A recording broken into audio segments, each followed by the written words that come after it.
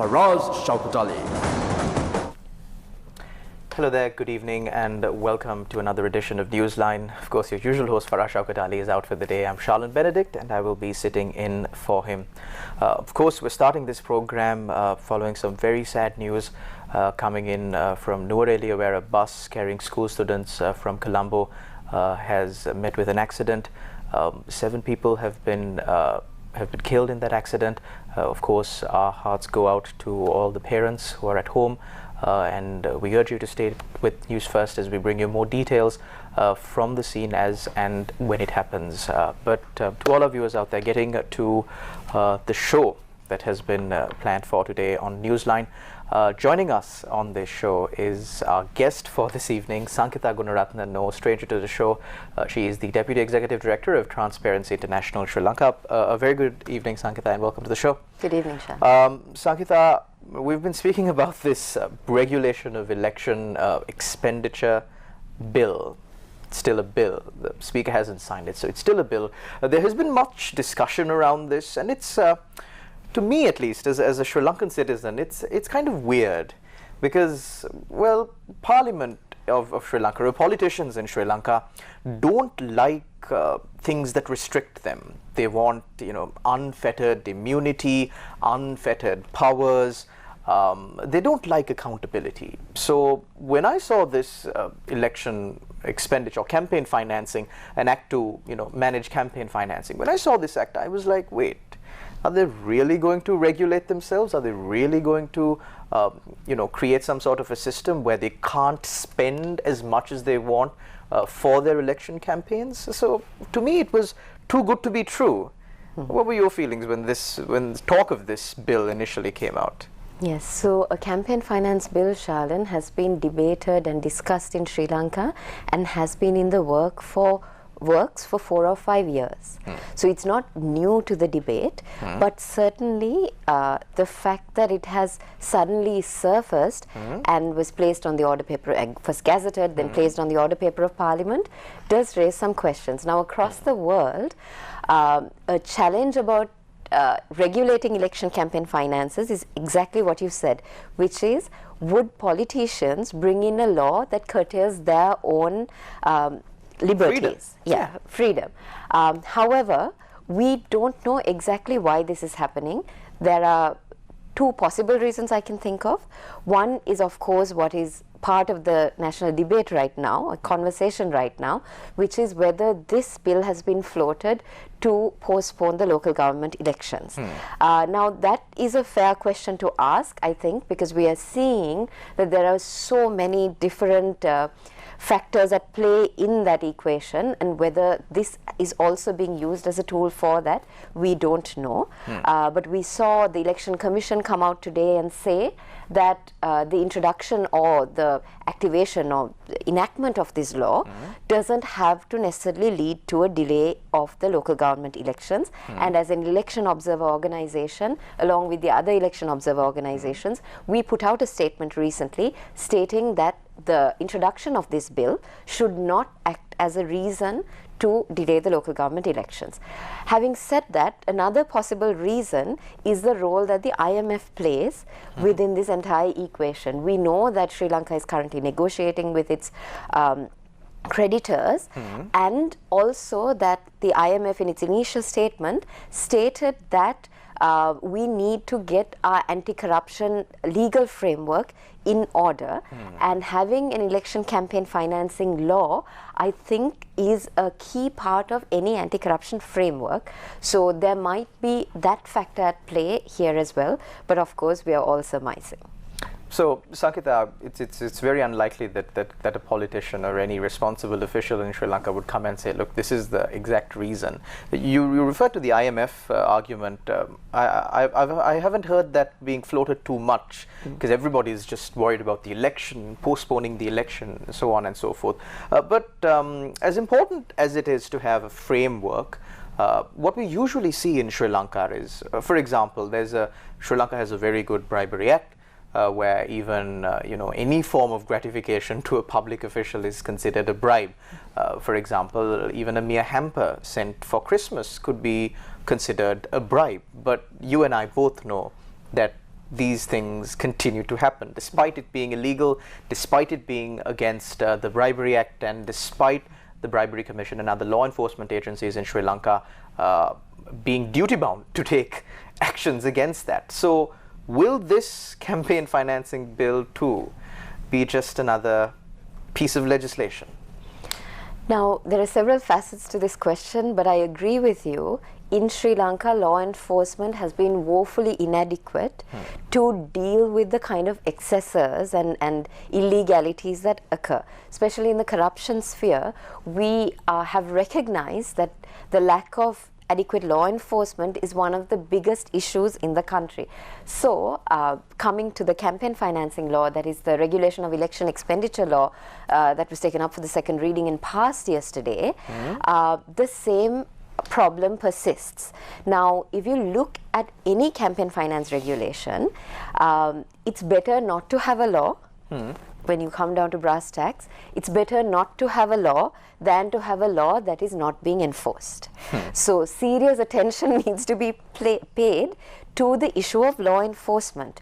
Now, the scheme that this law that was passed yesterday envisages or foresees is that within 21 days of an election result being announced, that a candidate, political party or independent group would give audited accounts containing donations and expenses, direct or indirect, to the election commission or the returning officer, and within 10 days of that, of the 21 days, that the election commission would put out a notice in the newspaper, in a national newspaper, stating that this is now available for public scrutiny. Right.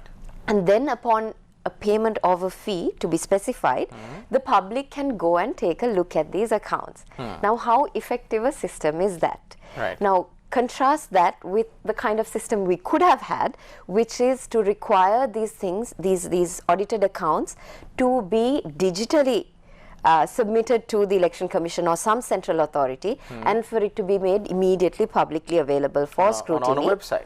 On a website.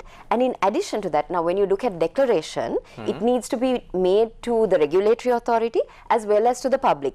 One is because the regulatory authority of course needs to have access, but given our context of inadequate law enforcement, we want to add that additional layer of citizen monitoring. Right? So that's why this should have been done through digital means. And of course, if you look at even the asset declaration system we're proposing, what we should have had, especially in this day and age, is a system that would allow you to identify red flags, allow you to verify, allow you to cross-check against other databases. So none of that is now possible through this seemingly archaic system that has been proposed, that also in a sense shifts the burden again onto the citizen to be an active citizen, to request access to these, to pay for it, to request access to these records, access them, and then possibly take action, make an election petition within the time stipulated in those relevant election laws. So that part of the system is inadequate, and then you add to that the fact that this version of the law that was passed doesn't require a candidate, party or independent group to create a special account through which all donations and expenses need to happen. So you could have a person's personal finances mixed up with their election expenses or contributions. That leads to, of course, a really grey space within which enforcement becomes really, really difficult. How do you identify? How do you identify? How do you distinguish? So that's the problem we're now left with in terms of law enforcement in relation to this election expenditure law. But Sankita, we haven't really seen the final, real act come out yet. It's just the bill that was proposed. There were committee stage amendments made. Do you think during the committee stage these massive amendments could have been brought in, or is it? So, thank you for bringing that up, Shalin. What I have had access to so far is the Supreme Court's determination where this bill was challenged within 7 days of the bill being placed on the order paper of Parliament. Mr. D.M. Disanayake, as the petitioner in his personal capacity, challenged this bill, bringing it to the attention of Supreme Court that certain provisions of this bill may be unconstitutional, pursuant to which the Supreme Court actually held that certain provisions were unconstitutional and proposed certain changes. And it said on certain provisions, it said that the law cannot pass by a simple majority unless certain changes were made. So, and what we've seen, the other thing that I've seen is the proposed committee stage amendments. So those seem to incorporate the changes that the Supreme Court had proposed.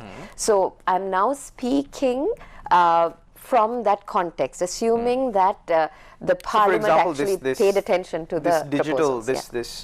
Submitting accounts digitally, was that? That was not mooted before Supreme Court, because that is really an issue of policy. Right? So this is what our law making process leaves us with, right?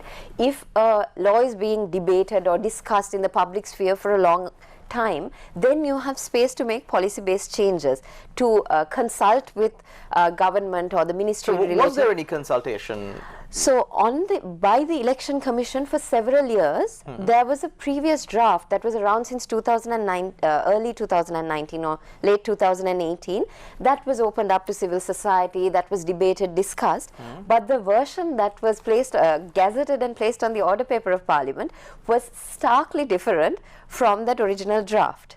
So really, there was no consultation on that particular draft. Now, when a law is placed on the Gazette, there is no need to rush it to Parliament. This law need not have been rushed. This is a seminal piece of legislation in the anti-corruption sphere, and there was no consultation. That is why even we and other election monitoring organizations made an attempt to do that, and that is why we even released a press release on the day before the debate in Parliament, hoping that government and opposition would take these suggestions into account. Sangeeta, are you implying at least that the Parliament is knowingly, willfully making faulty laws so that they can, creep through the loopholes when it comes into enforcement? One does not know. I would not presume to respond, but certainly we have a larger problem of how laws are made in Sri Lanka, and we know the same ministry that is consulting with us on the anti-corruption bill has pushed this forward without consultation. So we don't really know what political interests are at play. If you look at what happened on the 17th, this was placed on the agenda for the 19th. On the 17th afternoon, there was a meeting of the consultative committee, ministerial consultative committee, after which we were told, or the news said, that this was going to be postponed for a month. The Minister of Justice announced in Parliament. The Minister of Justice announced that it would be delayed for 1 month. That would have left some space for debate, because this version of the bill was then available, accessible. But then by the next day, there was again a party leaders meeting, including the President and the Prime Minister, and then it was decided boycotted by opposition parties. And it was decided to take it up on the 19th, leaving very little leeway for any citizen to actually make suggestions based on policy. Now, a question that is often asked of civil society and of the citizens is, if you had an issue with this bill, why did you not challenge it in Supreme Court?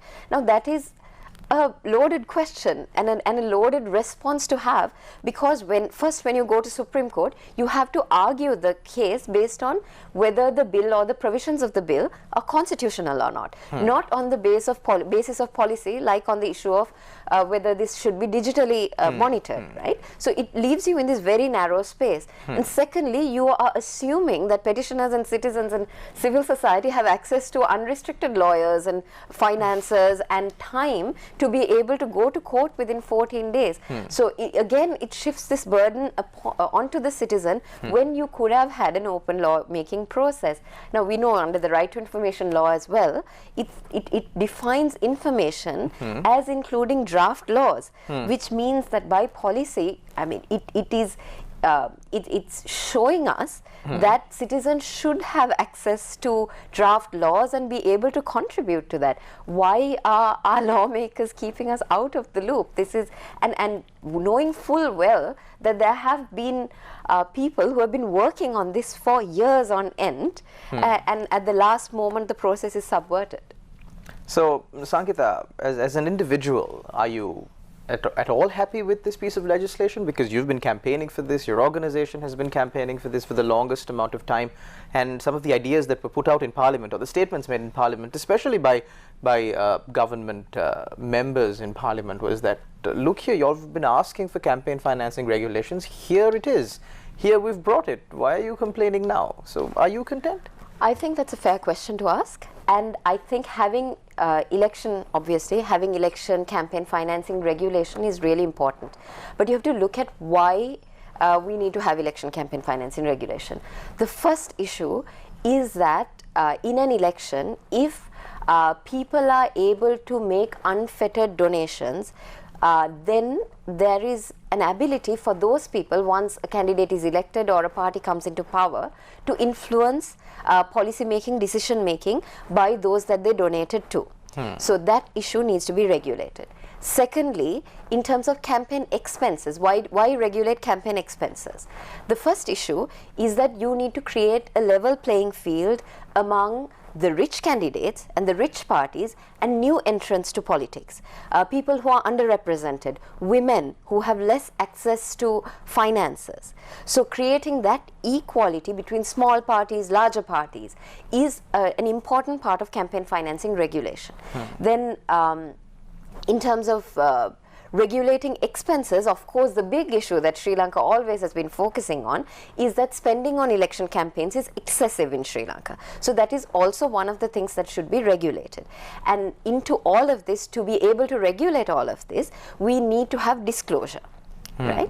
So looking at this bill through that lens, what we are seeing in this bill is that it requires disclosure of both campaign contributions and campaign expenses. So that is a start, and that is good, right? So it requires that who is donating to you, what is being donated, and that those be disclosed directly or indirectly, whether done directly or indirectly. And it also requires you to disclose expenses. When you mean directly and indirectly, directly or indirectly, you mean, say for example, if I am giving you 5 million for your election campaign, that definitely needs to be disclosed because that is a direct donation. But also, if I'm allowing you to use a hall that I own for free, that too needs to be disclosed. Am I correct? Absolutely, absolutely. Right. That's how we can read the interpretation of a donation or contribution in the proposed, well, in the bill. Until it is enacted. Of course, it's been passed in Parliament. But further regulations need to be made on these matters, specifying certain things by the Elections Commission. Yes. However, you don't find a limit on contributions. In this law, there is no limit on contributions. Isn't that the job of the Elections Commission to issue it under regulations? No, this law doesn't provide for the Election Commission to make a limit on contributions or donations. So then what can they do with their regulations? What they can do is to designate an authorized amount for each election in consultation with the candidates or parties that are going up for election in that particular election round. So campaign contributions are not restricted to a certain amount, but campaign expenses are restricted to an amount, an authorized amount that will be designated by the Election Commission in consultation with the parties or candidates. But one good thing that it does do, that this bill does do, is that it bans contributions from certain sources. So, for example, a foreign government, an international organization, or a body corporate, incorporated or registered outside of Sri Lanka cannot donate money to an election campaign, candidate, party, or independent group. That is a good thing about this law. But you don't find a ban on, for example, you don't find a ban on entities that are contracting with the state to make a donation. So these are things that could have been improved about this law. So that's on the point of donations. And on expenses, now it still leaves the decision about what this authorized amount is, the expense limit is, to the Election Commission in consultation with the parties, the candidates. Now, if you look at the Colombo, now if you look at the upcoming local government elections and look at the electors in Sri Lanka. We have about 400,000 electors in Sri Lanka in the Colombo Municipal Council electorate. And if you designate that the amount of money, that the authorized amount of money that can be spent per elector, per voter is 100 rupees, you will end up with about, how much is that, 400 million rupees as a spending cap per candidate for that election, which amounts to a large amount, right? So then you have that discretion that has been left with the Election Commission and the parties in consultation to designate that authorized amount. Are you saying that it's better if the authorized amount would have been included in the Act itself? That is one way to do it, or to give a formula, but at least now how are they going to adjust to the rupee depreciation, Sankita? So at this point, based on the Supreme Court's determination, there has been a clause, I assume, incorporated that says that you can adjust it to inflation. Right, okay. At each election.